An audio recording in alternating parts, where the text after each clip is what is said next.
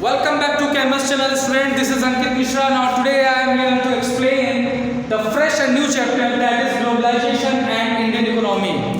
बच्चों, first of all we would like to discuss the main topic globalization. What is globalization? Globalization क्या है बच्चों? सबसे पहले इसे समझने का प्रयास करेंगे.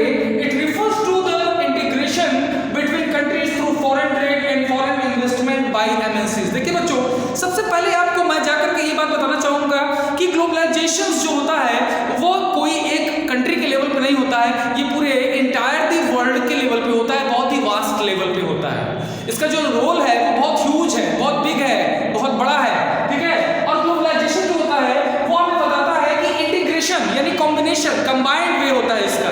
ये कॉम्बिनेशन है, ठीक है, बिटवीन द कंट्रीज, देशों के बीच में, आपस के देशों के बीच में एक ऐसा कॉम्बिनेशन है जो फॉरेन ट्रेड से संभव होती है और फॉरेन इन्वेस्टमेंट से संभव होती है, यानी विदेशी निवेशकों के निवेश करने से संभव होती है, उनके व्यापार से संभव होती है. और किस लिए की जाती है? एमएनसीज के लिए की जाती है. हाँ, तो सबसे पहले आपके दिमाग में ये भी क्वेश्चन उठ रहा होगा कि एमएनसीज क्या है. तो ये फॉरेन ट्रेड जो होता है ये बाकी सभी देशों के द्वारा फॉरेन ट्रेड जो किया जाता है एक कंट्री से टू अनदर यानी दूसरे देशों में किया जाता है. साथ ही साथ फॉरेन इन्वेस्टमेंट, क्यों विदेशी निवेशक किसी भी देश में जाएं और अपना पैसा वहां पे इन्वेस्टमेंट करें और एमएनसीज को स्टेब्लिश करें. एमएनसीज क्या है? आपके दिमाग में क्वेश्चन उठ रहा होगा. तो चलिए सबसे पहले देखते हैं व्हाट इज एमएनसी. एमएनसी क्या है? ठीक है, ये हम कह सकते हैं MNC is just like a multinational company और मल्टीनेशनल कॉर्पोरेशन. ठीक है बच्चों, देख सकते हैं मल्टीनेशनल कंपनीज और मल्टीनेशनल कॉर्पोरेशन. ये एक मल्टीनेशनल कंपनी होती है, ठीक है, यह मल्टीनेशनल कॉर्पोरेशन होता है जिसका सीधा सा टाई अप फॉरेन कंट्रीज से होता है. और वो क्यों हमारे देश में या किसी भी कंट्री में मल्टीनेशनल कंपनी को लगाता है, इसका क्या फायदा है? What is the use of multinational companies? देखिए, बहुत ही वाजिब क्वेश्चन है और आपका प्रश्न भी सही है कि ऐसा क्यों करते हैं. इसलिए ऐसा करते हैं, कोई भी कंट्री जब किसी देश में दूसरे कंट्री में एमएनसीज को स्टेब्लिश करती है तो वहाँ का एटमॉस्फेरिक कंडीशन, वहाँ के सर्कमस्टेंसेस, वहाँ की सनलाइट, वहाँ का इको सिस्टम, वहाँ का वाटर सिस्टम, वहाँ के जो लेबर्स हैं, वहाँ की जो पूरी तरह से हर एक चीज़ों को वो देखता है और उसके बाद जो उसके लिए एनवायरनमेंट होता है वो उसके लिए सुटेबल होना चाहिए ताकि प्रॉपर वे में एमएनसीज को लगाया जा सके और एक अच्छे गुड अमाउंट सैलरी पर वहाँ पे जो मजदूर, जो वहाँ पे लेबर्स काम करेंगे उस कंट्री के, उनको एक अच्छी सैलरी वेजेस भी प्रोवाइड की जाती है.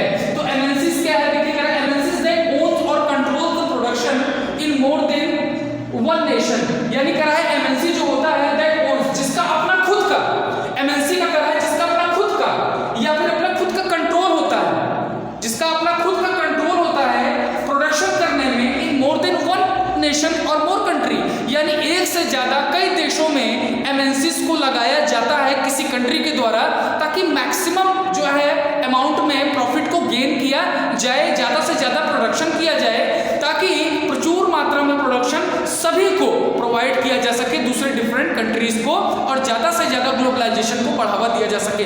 हमारा असली मकसद बच्चों यही है कि ग्लोबलाइजेशन कैसे होता है. ग्लोबलाइजेशन ऐसा ही होता है जब हमारा ट्रेड प्रॉस्पर होता है, जब हमारा एमएनसी प्रॉस्पर होता है, जब हमारे लेबर और जो वेजेस है उनकी वो प्रॉस्पर होती है, जब सर्कमस्टेंसेस प्रॉस्पर होती है, जब सारी चीजें प्रॉस्पर होती हैं तो ग्लोबलाइजेशन होता है वन कंट्री टू अनदर. ठीक है, और इसी विस्तार को हम ग्लोबलाइजेशन का नाम भी देते हैं. आई होप कि आपको ग्लोबलाइजेशन अच्छे से समझ में आ रहा होगा. ठीक है बच्चों, अब हम आगे बात करेंगे बच्चों कि when there were no globalization, what was the condition of trade in countries. जब ग्लोबलाइजेशन नहीं था तब कौन से हालात बने थे सभी देशों में, किस तरह के कंडीशन थे, बाकी सब देशों में किस तरह के हालात थे. चलिए देखते हैं, let us try to understand कि देखिए, जब ऐसा नहीं था कि पहले जब ग्लोबलाइजेशन नहीं था तब ट्रेड को बिल्कुल भी लोग जानते नहीं थे या ट्रेड का जो स्तर था बहुत नीचा था. सपोज करते हैं कि मान लीजिए अमेरिकन कोई कंपनी है, उसने दो या दो से ज्यादा कंट्रीज में अपना एमएनसीज लगाया हुआ है, मल्टीनेशनल कंपनीज लगाई हुई है, उनसे ट्रेड कर रहा है. ठीक है, तो किन कारणों से कर रहा है उसके कोई टू हम आपको फायदे बता दें, टू एडवांटेजेस बता दें. पहला फायदा उसको क्या होगा? पहला फायदा ये होगा बच्चों कि एक तो उसको प्रोडक्शन बहुत जबरदस्त मिलेगा. जब वो 2-3 देशों में करेगा काम तो उसको प्रोडक्शन बहुत जबरदस्त होगा, नो डाउट होगा एमएनसी से.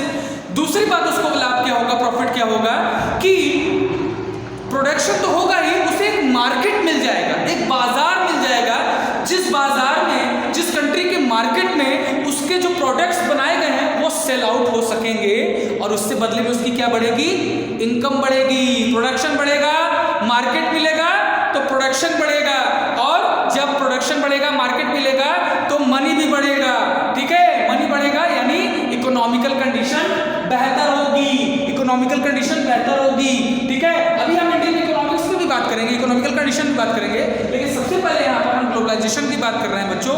तो आई होप कि आपको इस वीडियो में इतनी बात समझ में आ रही होगी, और यही सेटअप जो 2 या 2 से ज्यादा कंट्री में, जैसे मैंने एग्जाम्पल बताया कि अमेरिका लगाया, तो क्यों लगाया, एक तो प्रोडक्शन करने के लिए, सेकेंड किस लिए, उसे मार्केट मिल जाएगा अपने प्रोडक्ट को सेल करने के लिए। इसी प्रोडक्शन को बढ़ावा देने के लिए एमएनसीज को लगाया जाता है, और इसी एमएनसीज को फिर हम क्या करते हैं, ज़्यादा से ज़्यादा बड़े लेवल पे किसी भी कंट्री में निवेश करना और एमएनसीज को बढ़ावा देना, ताकि व्यापार को आगे ले जाया जा सके और ग्लोबलाइजेशन को विस्तार दिया जा सके, ग्लोबलाइजेशन कहते हैं। आज की वीडियो में बच्चों इतना ही, अगले पार्ट में फिर मिलेंगे, तब तक के लिए गॉड ब्लेस, थैंक यू।